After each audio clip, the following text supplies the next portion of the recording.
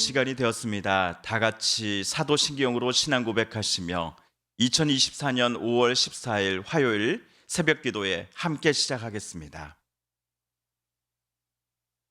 나는 전능하신 아버지 하나님 천지의 창조주를 믿습니다. 나는 그의 유일하신 아들 우리 주 예수 그리스도를 믿습니다.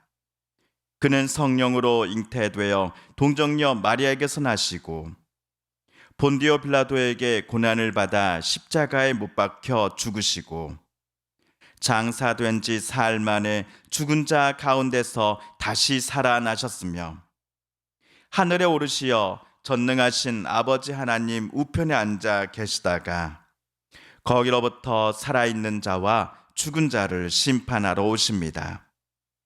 나는 성령을 믿으며 거룩한 공교회와 성도의 교제와 죄를 용서받는 것과 몸의 부활과 영생을 믿습니다. 아멘. 오늘 우리 함께 읽을 기록된 하나님 말씀, 구약의 말씀 신명기 제24장 19에서 22절까지의 말씀입니다. 구약 299쪽경에 있는 신명기 제24장 19에서 22절까지의 말씀 오늘 함께 읽고 묵상합니다. 내가 밭에서 곡식을 벨 때에 그 한 뭇을 밭에 잊어버렸거든 다시 가서 가져오지 말고 나그네와 고아와 과부를 위하여 남겨두라. 그리하면 내 하나님 여호와께서 내 손으로 하는 모든 일에 복을 내리시리라. 내가 내 감람나무를 떤 후에 그 가지를 다시 살피지 말고 그 남은 것은 객과 고아와 과부를 위하여 남겨두며 내가 내 포도원의 포도를 딴 후에 그 남은 것을 다시 따지 말고 객과 고아와 과부를 위하여 남겨두라. 너는 이 애굽 땅에서 종 되었던 것을 기억하라. 이러므로 내가 내게 이 일을 행하라 명령하노라. 아멘.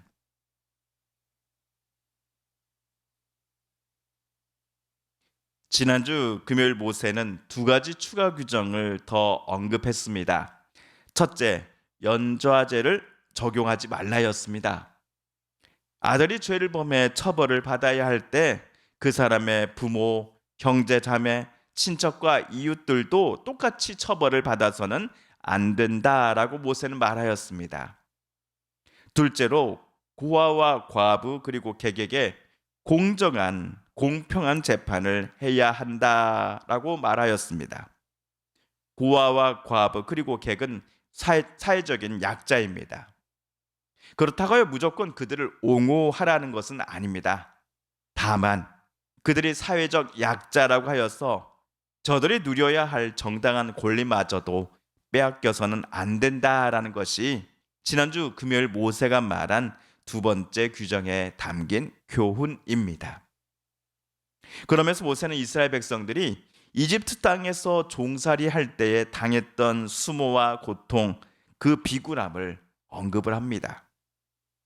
이스라엘 백성들이 40여 년 전까지 남의 땅에서 400년 동안 당해왔던 비굴함과 수모를 가나안 땅에 들어가서는 또 다른 사람에게 절대로 되갚지 말 것을 모세는 엄히 당부하였습니다.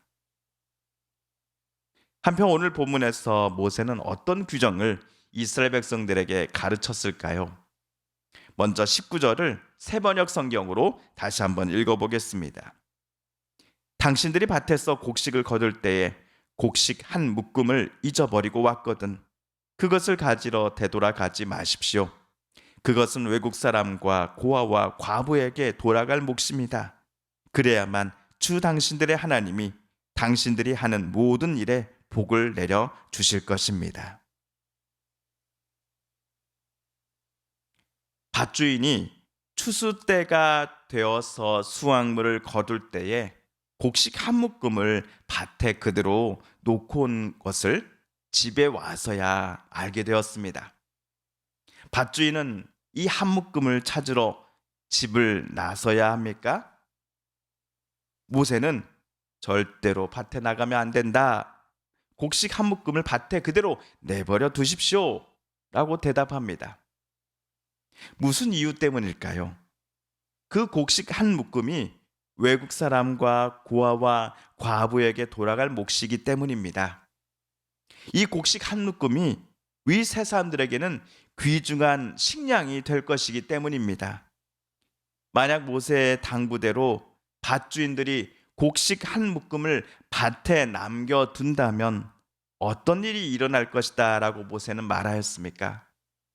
예, 주 당신들의 하나님께서 당신들이 하는 모든 일에 복을 내려 주실 것입니다 라고 모세는 말하였습니다. 다음 20절을 보시지요. 20절에서는 감람나무를 떤 후에, 즉 올리브 나무를 다 딴 후에는 그 가지를 다시 살펴보지 말 것을 모세는 지시했습니다. 올리브 수확을 어느 정도 마치고서 남은 열매가 또 있지 않나 하면서 가지들을 살펴보지 말라는 것입니다. 왜 올리브 주인은 가지들을 꼼꼼히 살펴보면 안 된다라고 오늘 모세는 말하였습니까? 첫 번째 경우와 마찬가지로 가지에 남은 올리브 열매들은 외국 사람들과 고아와 과부의 것으로 남겨둬야 하기 때문입니다. 마지막으로 21절에서는 포도나무를 수확할 때입니다. 앞선 두 가지 사례에서의 규정이 포도나무에서 포도를 수확할 때에도 똑같이 적용되어야 합니다.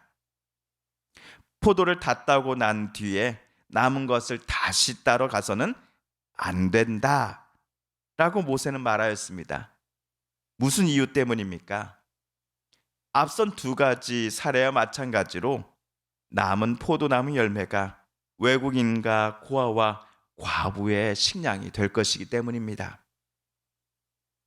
지난주 금요일에 우리가 보았던 규정에서도 모세는 외국인과 고아와 과부의 인권을 존중하고 그들의 정당한 권리 행사를 지켜줄 것을 이스라엘 백성들에게 당부하였습니다. 이들은 사회적, 경제적 약자이기 때문입니다. 만약 수확이 다 끝이 나고 밭에 곡식이 하나도 남아있지 않다면, 감람나무의 열매가 하나도 없다면, 또한 포도나무에 포도 한 송이도 남아있지 않는다면 외국인과 고아와 과부는 그날 먹을 것이 하나도 없게 될 것입니다.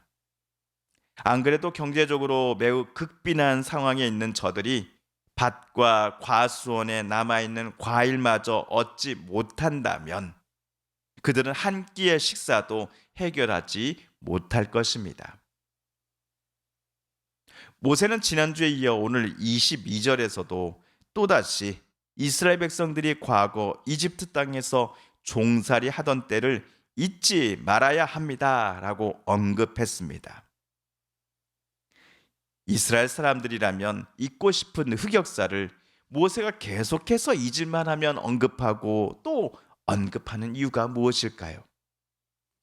사람이면서도 이집트 땅에서는 가축보다 못한 존재로 살아가던 이스라엘 백성들이 그 당시 당했던 수모와 서러움 그리고 배고픔을 기억한다면 여러분은 절대로 가나안 땅에 들어가서는 고아와 과부 외국인에게 똑같은 악행을 되풀이하지 말아야 합니다 라고 모세는 이스라엘에게 당부하기 위해서였을 것입니다. 여러분도 이집트 땅에서 너무 힘들지 않았습니까? 배고프지 않으셨습니까? 지금 고아와 과부 객들이 당신들이 이집트 땅에서 겪었던 배고픔을 똑같이 가지고 있는데 여러분은 그들을 그냥 내버려 두시면 안 되는 것 아닙니까? 라고 모세는 이스라엘 백성들에게 묻고 있는 듯합니다. 저는 오늘 신명기 말씀을 읽을 때에 마태복음 25장에 기록된 다음 예수님의 말씀이 떠올랐습니다. 25장 34절인데요. 마태복음. 그때에 임금이 그 오른편에 있는 자들에게 이르시되 내 아버지께 복받을 자들이여 나와 창세로부터 너희를 위하여 예비된 나라를 상속받으라. 이에 의인들이 대답하여 이르되 주여 우리가 어느 때에 주께서 줄이신 것을 보고 음식을 대접하였으며 목마르신 것을 보고 마시게 하였나이까. 임금이 대답하여 이르시되 내가 진실로 너희에게 이르노니 너희가 여기 내 형제 중에 지극히 작은 자 하나에게 한 것이 곧 내게 한 것이니라 하시고, 지극히 작은 자 한 명에게 선한 일을 한 것은 예수님께 선한 일을 한 것과 마찬가지다라고 예수님은 제자들에게 가르치셨습니다. 이 가르침이 아마 우리 성도님들께서도 오늘 신명기 말씀 묵상을 하실 때 떠오르셨을 겁니다. 그렇다면 오늘 우리가 만나고 얘기를 나누며 함께 일하는 이들을 주님이라 생각하시면서 우리는 그들에게 선한 일을 행하겠노라고 함께 다짐해 보시지 않으시겠습니까? 그리하면 우리 하나님 여호와께서 우리가 하는 모든 일들 속에 무엇을 주신다 하셨습니까? 복을 내리실 것입니다.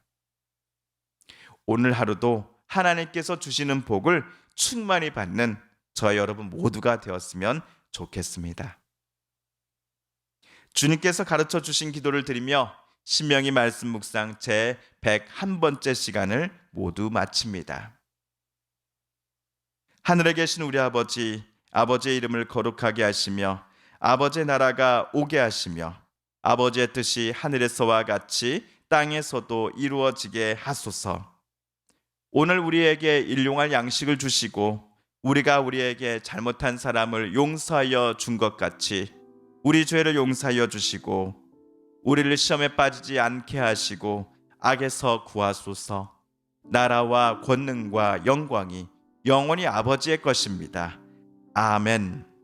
사랑하는 성도 여러분, 성삼위 하나님께서 오늘 신명기 말씀 묵상 속에 우리에게 들려주신 하나님의 음성과 뜻을 다시금 떠올려 보고 싶습니다.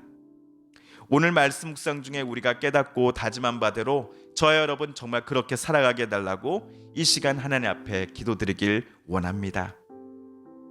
우리 성도님들과 가족분들 중에 또한 우리의 이웃들과 또 우리 아는 이들 속에 하나님의 고쳐주심과 또 일으켜 세워주심 또 고쳐주심을 놓고 간절함으로 기도하는 분들이 계십니다. 하나님 고쳐주소서, 하나님 치료하여 주소서, 하나님 회복시켜 주소서. 여전히 계속되고 있는 전쟁과 내전을 하나님 멈춰 주시옵소서. 하나님의 진정한 평화가 강물처럼 흐르게 하여 주시옵소서. 마지막으로 우리가 가지고 나온 간절한 기도 제목 하나님께 아뢰며 하나님의 은혜의 보좌 앞으로 우리 더 가까이 나아가겠습니다. 함께 개인 기도 시간 갖습니다.